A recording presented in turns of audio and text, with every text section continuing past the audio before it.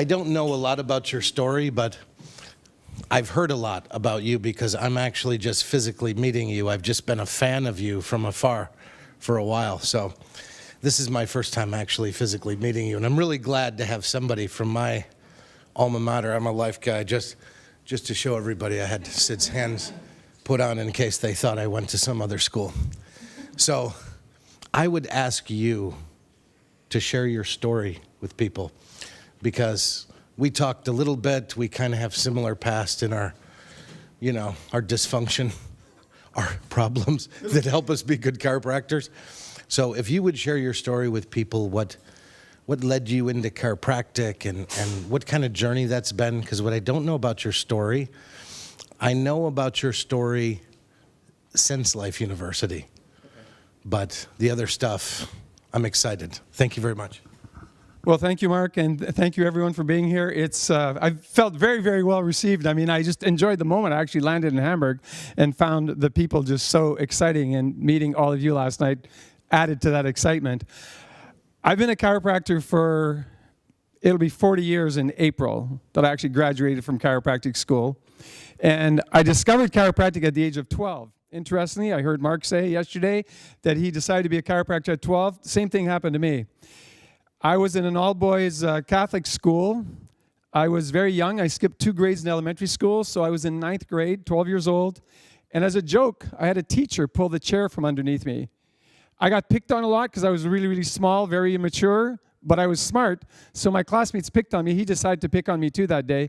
And I fell, and I landed on my bottom and injured my back. And some people could say, oh, that's terrible. Well, no, in reality, it was where my life started to change.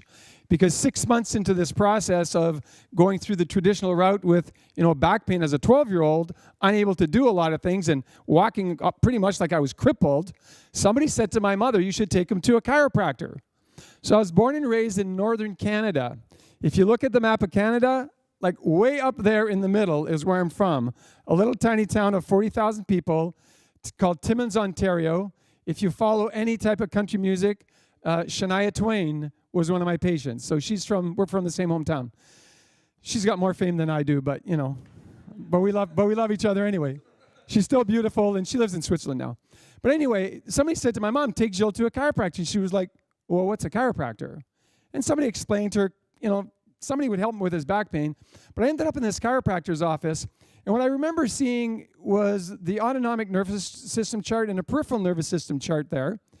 And he did a consultation. What was really interesting was that he was consulting with me. My mother was sitting beside me, but he was talking to me like I was the person, which I was, but that was not my experience I'd had in visiting all the other doctors I had seen before.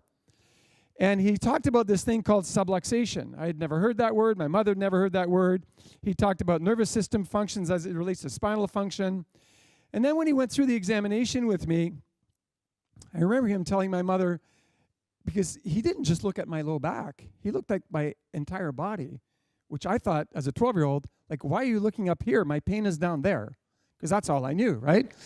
So he talked about this thing called subluxation. And I remember him asking my mother, did he ever get dropped on his head or fall off a change table when he was a baby or something of sorts?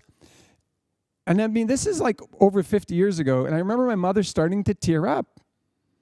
And she said, no, but he was a forceps delivery baby. So even when I did have hair, I'd never had any right here. There's a huge piece that didn't have hair, and there's no picture of me until I'm 6 months old. I'm literally sitting on the floor alone is the first picture that's ever been taken of me, because, as I later found out, is because when they used the forceps, they tore this entire part of my head, and I had this huge bump on the side of my head for, a number of months, obviously.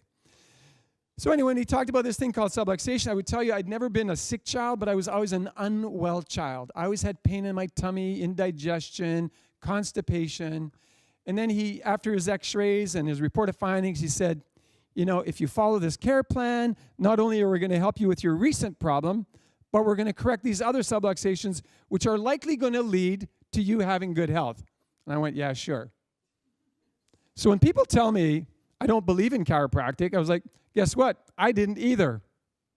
But within a couple months of getting adjusted, not only was the pain in my back gone, But so is my indigestion, so is my constipation, and it's been gone for 50 years. So it was like, I remember looking at him when I was feeling so wonderful. I said, when I'm big, I'm going to be like you. And so he said to me, well, promise me if you decide to become a chiropractor, that before you graduate, you go and meet Dr. Jim Parker. I said, well, what for? He said, he's going to teach you to become successful. And I said, well, aren't they going to teach me that at school? And he said, well, no, of course not. That's not the school's job. The school's job is to help you learn everything you need to learn so you can become a great chiropractor, pass your board exams, get a license. Your job and your responsibility is to learn how you get that message to the people and how you become successful. I went, okay. Finished high school, finished undergrad, went to chiropractic school, became on my way to becoming a chiropractor. And in 1977, Dr. Jean-Paul and I were talking this morning, in 1977, I saw that Jim Parker was going to New York City. I lived in Toronto, and I had no money. I come from a lower income family. I said to a bunch of buddies, we should go to this thing. My chiropractor said we should go to a Parker seminar. So we hopped in, 6, 7 guys in somebody's car. We drove to New York City. And on that afternoon, and Jean-Paul remembers, it's interesting, we're having that conversation. Jean-Paul remembers that Jim Parker used to speak for 3.5 hours on success principles. And then he would invite everybody up to go to his suite. There was like 3,000 people in the ballroom. So I'd never been to a big city in my life. This was like the first thing. Imagine, Timmins, Ontario. I live in Toronto, 2 million people. But all of a sudden I'm in New York City. And he invites everybody to go to his room, telling them that, oh, by the way, this is where President Reagan stayed last weekend. That's the room he was staying in. So being a little Canadian kid, I was like, hey, man, if I can get into that room and see that, that would be awesome. So my friends don't want to do that. They want to go out on the city. I'm thinking what my chiropractor said, if you want to learn to be successful, you need to meet Jim Parker. I was like, okay, I'm given an opportunity. Somebody just invited me. So I go up to this suite, and there's like 30 people in this 5,000 square foot suite. I'm talking about grand piano, pool table, but all the big chiropractors of the day were all in that room, and he became my mentor. And so I listened to everything he taught me. A year or so later, I opened my practice, and I can't say, like so many other chiropractors say, they had to fail before they succeeded. I didn't even consider failure as an option. I learned from him, and I started my practice, and I built a huge practice within a matter of weeks. I was in the black. I made more money than my expenses week 1. More money than my expenses first month, first year. More money than I ever thought I could ever make in my life, but impacting thousands of people in my community. And I get asked all the time, well, how did you do that? I was nice to people. I'm serious. That was my magic. I was nice to people. I went to the printer in a town of 5,000 people. I didn't know one person when I opened my practice. I promised myself that I was going to serve in an underserviced community for at least 2 years as a way of showing my gratitude for my education. I went to this little community further north than where I was from, 5,000 people. I went to the printer. I ordered 5,000 business cards. And my goal was to hand them out in 1 year. People go, that's crazy, 5,000. How could you ever do that? I was like, well, if you know basic, 4th grade mathematics, 5,000 divided by 50 is 100. That means I have to hand out 100 cards a week. If you divide that by 7, it's 14 a day. That means I have to meet 14 new people every day until I get my practice rolling. And that's exactly what I did. And so I built this practice, which at the time, just imagine this. This is not boasting. This is what's still doable today. By my 2nd year of practice, I had the largest chiropractic practice in the entire country. 2nd year in practice. How is that possible? You see, first I had to be nice. Then I had to be skillful, because you got to deliver the goods. When they show up in your office, you better know what you're doing. So you better be training. I trained every single day. I trained 15 minutes every single day when I was in practice. I was still training on improving my skills. Right? I got here yesterday. Yeah, it was raining, and all I had was a pair of short shorts and a sleeveless shirt. I went for a run anyway. I didn't really feel like going for a run yesterday. It was a little cold. But I did it anyway because I'm committed. And I often like to ask in small crowds or large crowds, and I'd like to ask you this morning to engage you a little bit, if I could do that. How many of you want to see more people in your practice because you believe people need you? I need a show of hands. How many of you want to do that? Some of you don't want to do that? See, this guy's got 2 hands, 10 fingers all up. This guy's committed. And so my second question is usually, well, how do you want to affect, or do you want to positively affect the health of your community? And then a little bit less hands go up. And then my third question is usually, how many of you want to impact humanity? Right? Keep your hands up if you would for a second. And if you say no to this next question, you put your hands down. If you say yes to this next question, you keep it up. So keep it up for now. How many of you who want to impact humanity are willing to do whatever it takes to make that happen? This is a really good crowd because none of your hands went up. I will tell you that in a typical North American, Australian crowd, probably half the hands go down because people aren't willing to do whatever it takes to get the message out. I told you I was a little tiny kid. I got picked on a lot. I got bullied in school. And I was shy. And in that suite, in Dr. Jim's suite that night, in September of 1977, I met a lot of great people. One of them was a Dr. Richard Yenny who practiced in Kansas City, Missouri for over 60 plus years. And we're having a conversation. He asked me to tell him my chiropractic story. I shared with him my chiropractic story. He said, you need to be telling that to everybody. I was like, no. I'm like way too shy. And he says, no, Gilles, I'm serious. That's how you're going to build your practice. That's how you're going to impact humanity. That's how you're going to help people change their lives. That's how you're going to help save lives, is if you're willing to tell the story. And I was like, no, I'm not going to do that. And he stood up. Can you stand up for me, Mark? Because he can take this. I know I can't hurt him. He's so much bigger than me. Richard looked at me, and he started doing this. Like hard, really hard. And he looked at me in the eye. He said, what gives you the right to know truth and not share it? And I stood there like in shock.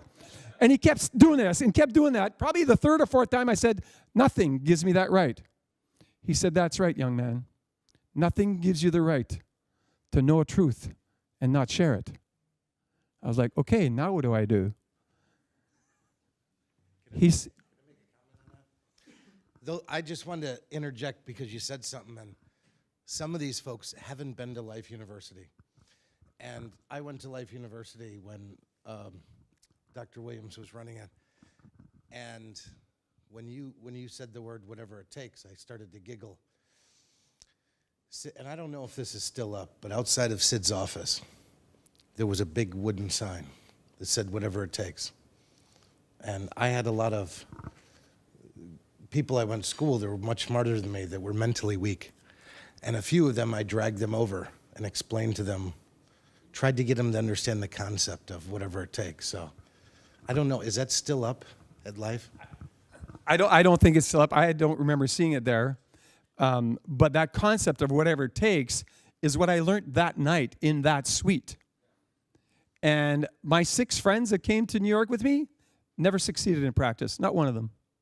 And that was sad for me because the only thing that I did different. No, they didn't come. They said, hey, we're in New York City, man. We're going to go party. I was like, I can party anytime.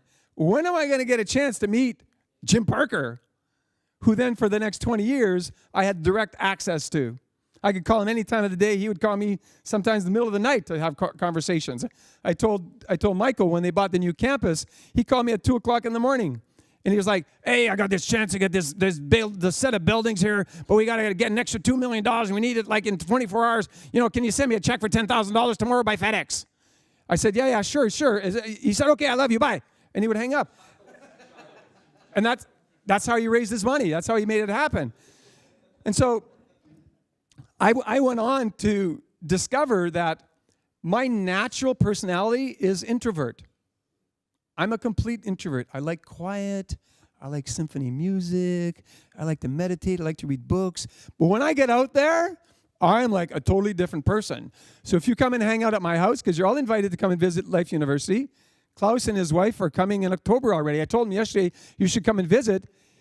And then I said, you don't even need to get a hotel room. I live 10 kilometers from Life University. Just stay at my house. We got 5 bedrooms. I've got a nice Audi. You're going to feel at home. You're going to be driving a German car. You're going to feel like you didn't even leave home. He comes back about half an hour later. He says, I just called my wife and we're coming in October. I said, perfect. I'll be there. So, you're all invited to come. But my story basically started there. And of course, as I grew this practice, my level of confidence just rose up.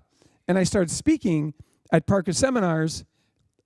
I think I was in practice maybe like 14 months when I started speaking and sharing the truth about what I'd learned on process and procedures and making sure that everything is just exactly the way it needs to be. So I get that. I get how you live your life. That's how I live my life. I had somebody come to our house last week and she said to my wife, I just called my husband and said, oh, you would love coming here. Everything is just so. Well, that's how I ran my practice. And I trained my team. We had one question that they had to answer every morning.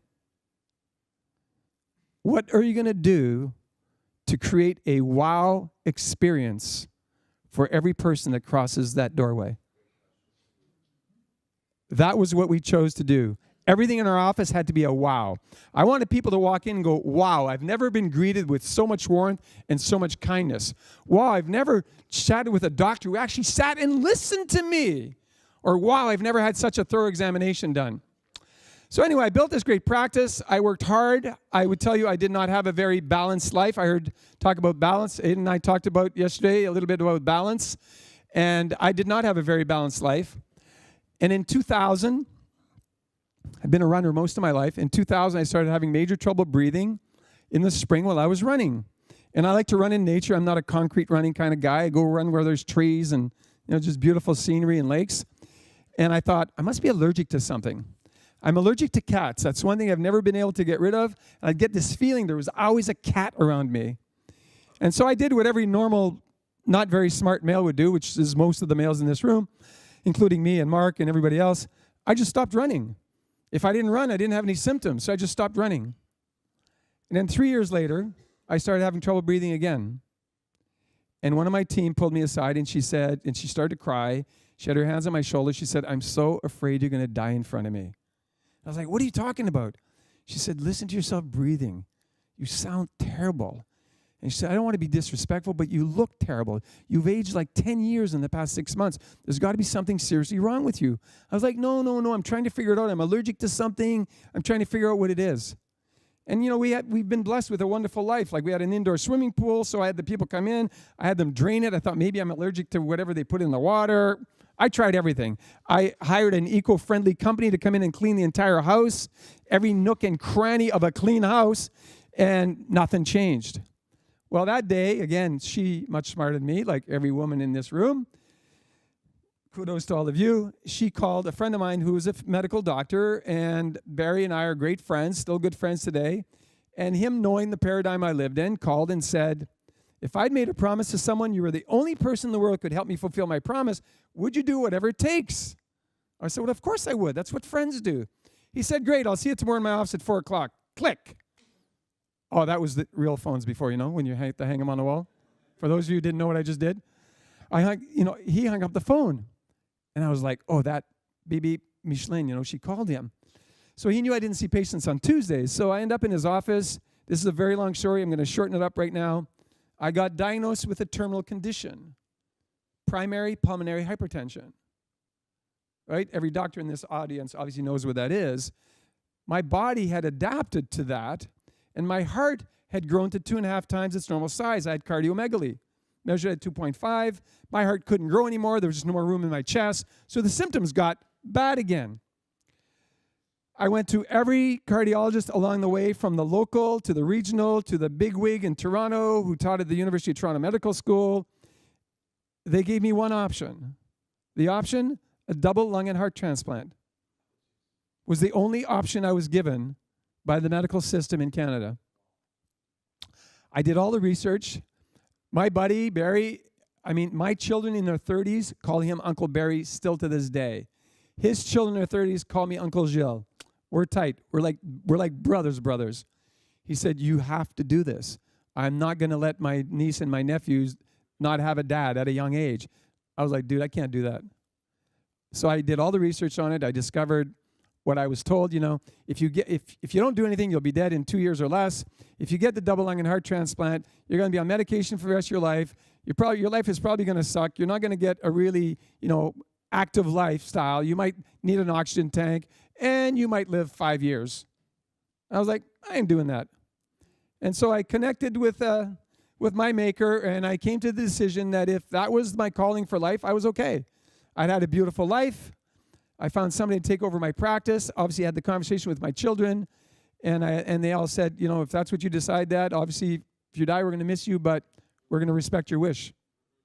And so I went home on the 14th of April in 2004 after finding somebody to take over my practice to prepare myself to die. I planned my funeral.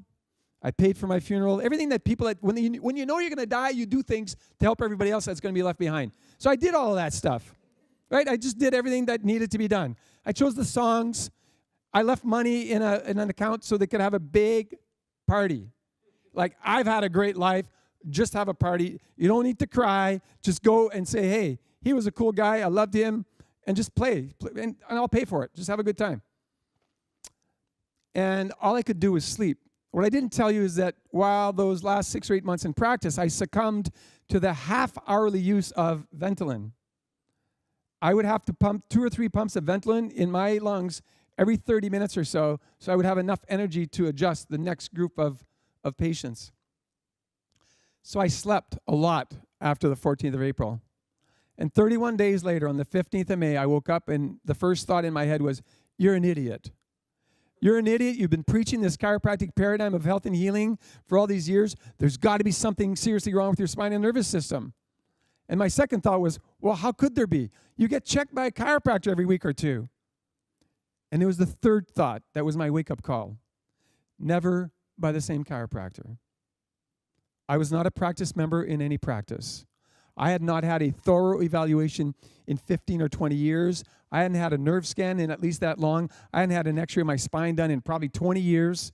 And it was like, if we're going out for lunch today, I go to your office, or you come to my office, I check you, you check me. Nobody had a record of my spine. When all the noise died down in my head, I was like, I'm a lousy patient. My practice members get better care than I get. My care is not substandard. It's like in the basement standard, so far down. And I see a lot of smiles because I'll tell you, when I speak to a lot of audiences, there are a lot of our colleagues who are not practice members in any practice. And they're dying. And chiropractors are dying in their mid-50s, early 60s. Most of them from what? Heart attack. So when all that noise died down, I reached over. I was still in bed. I called my former assistant, Janet, and I said, I want an appointment as a new patient. She said, oh, you want to come in and get adjusted? I said, no. I want to start from zero. She was a high school mate of mine. And she said, you're funny. You've been adjusted since you're 12. I said, yeah, but Janet, I've never been a practice member since I left for university. And she was like, oh my gosh, that's so true. My children had appointments in my office weekly to get checked. My team members had appointments in the appointment book weekly to get checked. Their charts were taken out. I charted the notes, and I didn't ask that be done for me, like many of our chiropractors do. I went in, and interestingly enough, my spine looked fantastic, except from C7 to T4. It was a complete mess. Within 3 months of care, my pulmonary pressure, which was at 57, had dropped to 27.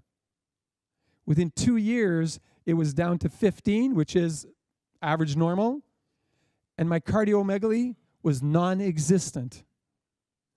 My body adapted to the stress of poor neurological function to my heart and lungs, and when the interference was removed, my body adapted again, and then brought me back to my normal. And yesterday, right, back then, I wouldn't have been able to walk from outside to this room without you helping me. That's how short of breath I was. I looked like an old man at 48. Yesterday, I ran the entire around what I thought was a lake that Karen later told me was a river. But Karen told me it was a river. She's from Hamburg. So I ran, I don't know, I mean, it took me like 40-something minutes, so I don't know how far I ran. Is it 8, 9 kilometers, whatever? Okay, so I couldn't walk 100 meters in 2003, and yesterday I ran 8.5 kilometers. How the hell does that happen? Well, it happens because the body, right? The body has this innate ability to heal. Because the power that made the body can actually heal the body. And that's what I'm so proud of all of you for choosing to recognize that and understand that. I posted on Facebook yesterday when Karen was speaking. I took a picture of Karen, and I said, we're listening to a medical doctor who understands chiropractic and is talking chiropractic philosophy better than some of our chiropractors. That's what I've lived. And I made some errors along the way. And so the story is, how powerful are you going to make your story? I think that I was guided to do that. I've got plastic deformity at T2, so I subluxate there quite easily. I can't adjust anymore, so I'm doing something else. I got recruited to go work at Parker. I was there for 6 years. I got recruited to go work at Life University. I've been there for 5. God put me on this path for a reason. I was not listening, and so he just kicked me hard. And I fell hard, and then I awakened. Because I will tell you, that morning when I woke up on the 15th of May, it was what BJ referred to. I had a thought flash. And the thought flash was, you're an idiot. You're an idiot because you've been teaching something and you haven't been living it. And so I sucked it all in. I absorbed the pain of being called an idiot by me. And then I decided I was going to make a difference. So here I am. Thank you very much.